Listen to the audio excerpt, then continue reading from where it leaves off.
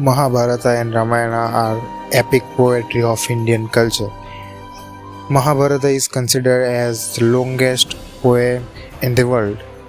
It contains around 12.3 million words, which is already great. It's so epic that it's known in the whole world.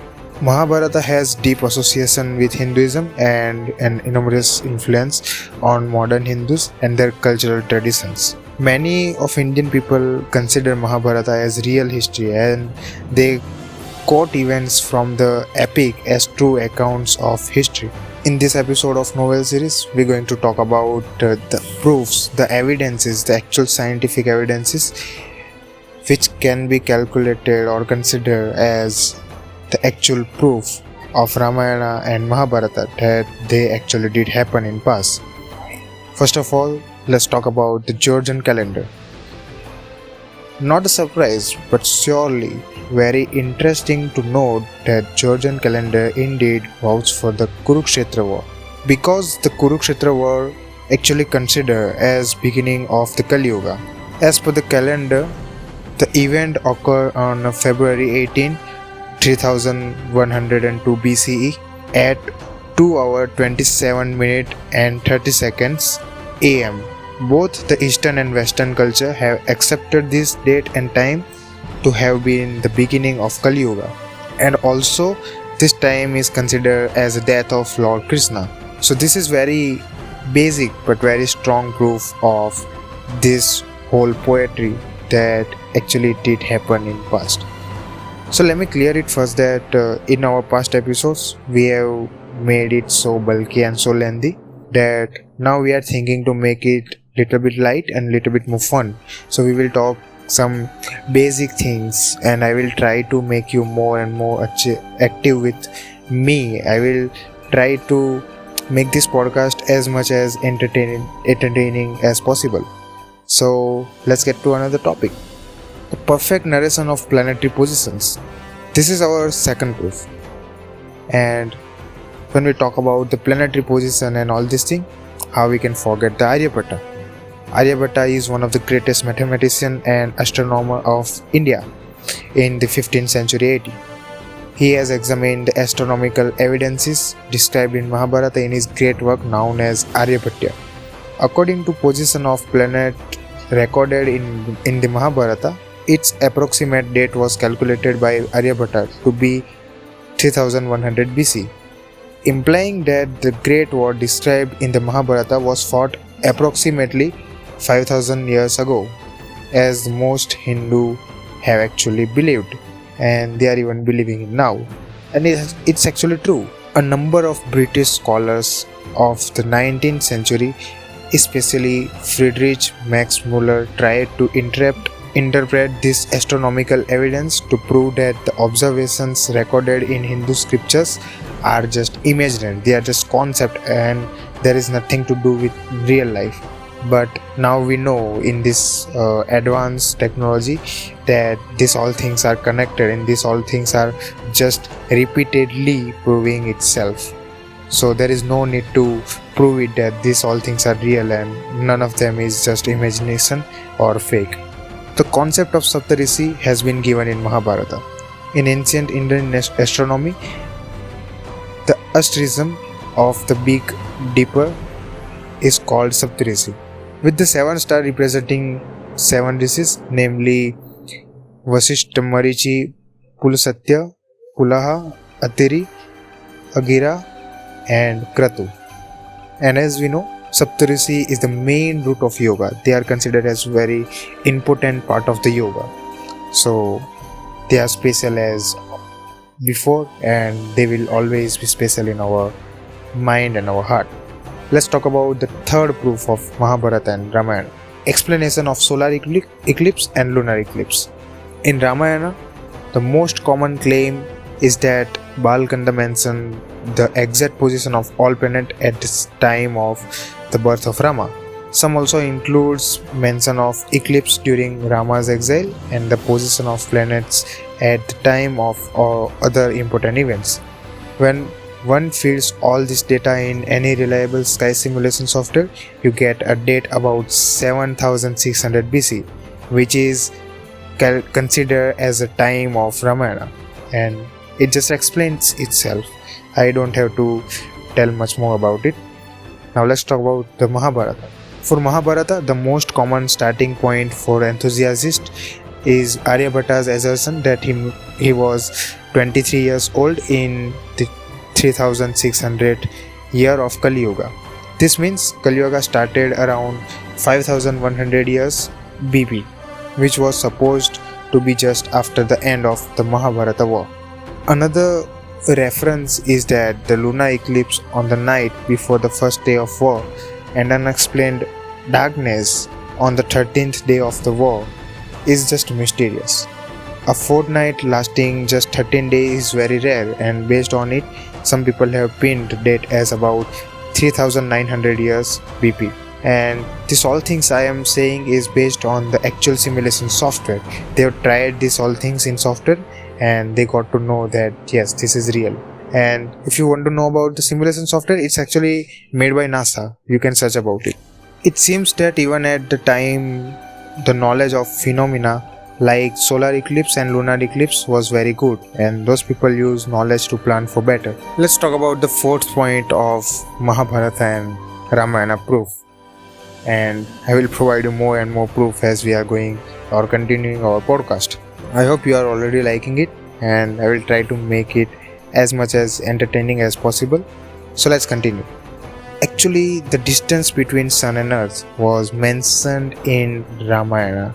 So it is believed that in one of the verses of Hanuman Chalisa had given an accurate calculation of distance between sun and earth. How? We will know in next upcoming minutes. First of all, let's talk about the actual research between this whole process. Okay, let's talk about the sun and earth's distance. Johannes Kepler was a German mathematician and astronomer who realized that these estimates were significantly low. Kepler's law of planetary motion allowed astronomers to calculate the relative distance of planets from sun. This was also aided by the invention of telescope in the beginning of 17th century, which helped them to get more accurate measurements. However, the modern calculations in 20th century estimates the distance to be somewhere around 23,455 times the radius of Earth. In kilometers, it's I will just say the number. Okay, you will just pronounce it as you like it. Okay, 149,431,805 in kilometers. Okay, assuming the radius of Earth to be 6,371 kilometers. Now, according to modern calculations, the average distance between Sun and Earth is 149 million kilometers. In miles, it's 92 million miles. However, the orbit of Earth is not a perfect circle, as we know. Sometimes the Earth is closer to Sun and sometimes it's just farther. So, how we can calculate it? We have to measure shortest and longest distance. That is the only way. The shortest distance between Sun and Earth is 91 million miles. In kilometer, it's 147 million kilometers. And it's the time of January when the shortest distance is measured or actually happens in real life. The longest distance between Sun and Earth happens in July, and it's 94.5 million miles. In kilometer, it's 152 million kilometers. It is surprising to note that Tulsidasa, who lived in 17th or 16th century, could give the most accurate estimation that is very close to the estimation by 20th century astronomers.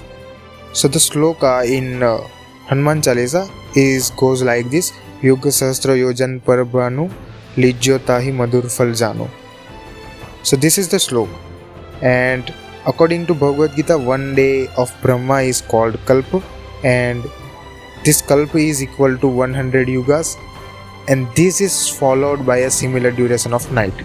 One yuga is equal to 43,20,000 years, and it's calculated as 12,000 divine years. One divine year is equal to 360 years according to human calculations. This is also confirmed in Manu Samhita, that this all are just true. According to the above verse from Hanuman Chalisa, the distance between sun and earth is Yuga Sahasra Yojana, which means 12,000 into 1,000 yojanas. Yojana is a Vedic measure of distance and approximately it equals to 8 miles according to the 14th century scholar Parameswar, the originator of Dragnita system. Okay, and 1 mile is equal to 1.60934 kilometers, as we know.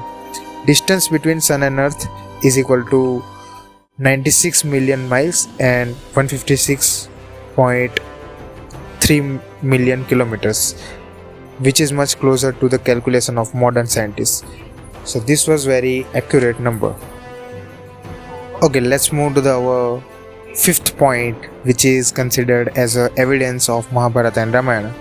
Measure of the speed of light. According to Vedas, they actually did measure the speed of light.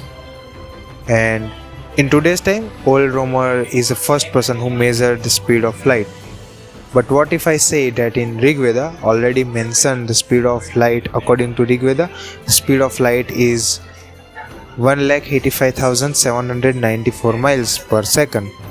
And we can see our modern science measures the speed of light as 1,86,281.7 miles per second, which is very close to it, and we can't just ignore it. Now let's talk about the very mysterious city, the city of Dwarika. The city's ancient insertion referred to in the epic Mahabharata as the ancient kingdom of Krishna was spread across almost 84 kilometers as a fortified city where the Gomti River and the Arabian Sea meets. According to the text, the ancient city was sunk beneath the Arabian Sea upon Krishna's death. And these all findings, which were just researched under 36-meter water depth, they found that some of ruins are just there, available there, which just says loudly that yes, this is the proof of Dwarika. This findings suggest that Dwarika was one of the most busy port center during the past.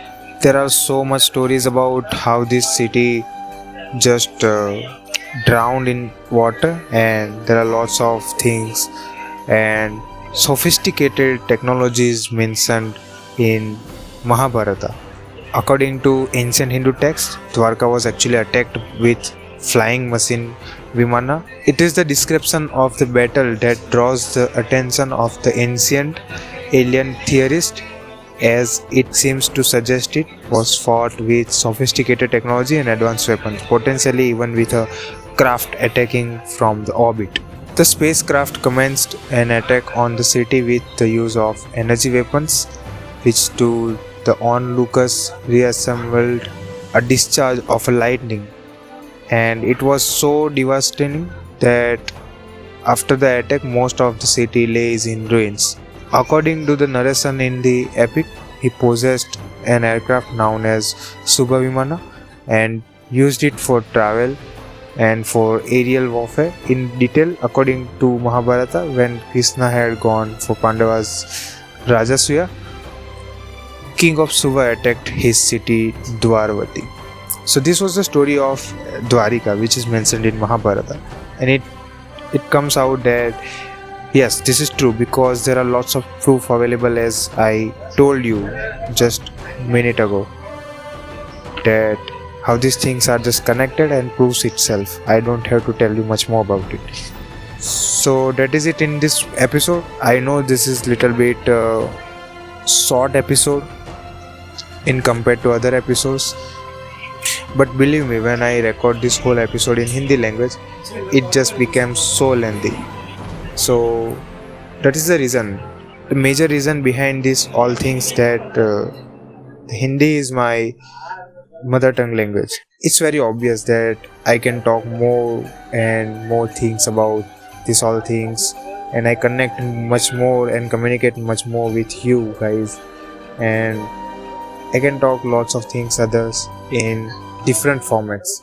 So that is just obvious things, and at this point I can talk much about this whole thing in English. Okay, I am just trying my best to make podcast in English language. So that is it for today's episode. I will meet you in another episode of Knowell series, in which we will talk about the more hoops of this Ramayana and Mahabharata. And believe me, next episode is going to much more crazy than this. So wait for it. I will meet you soon. Thank you.